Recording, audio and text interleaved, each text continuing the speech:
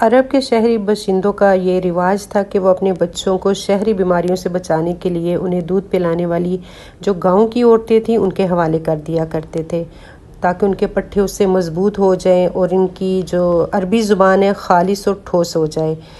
اسی دستور کے مطابق عبد المطلب کو بھی دودھ پلانے والی دایا کی تلاش تھی۔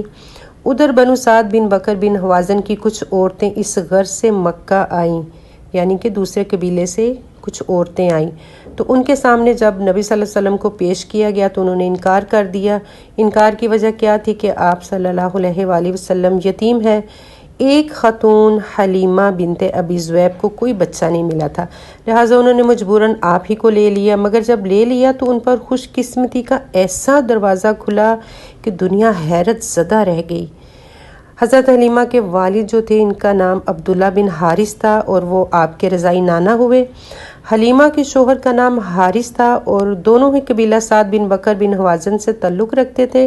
اس طرح حارث کے بچے بچیاں آپ کے رضاعی بھائی بہن ہوئے جن کے نام یہ ہیں عبداللہ، انیسہ، جدامہ، ان کا لقب شیمہ بھی تھا اور وہ اسی سے مشہور ہوئیں اور وہ قدرے ذرا بڑی تھیں اور آپ کو گود کھلایا کرتی تھیں۔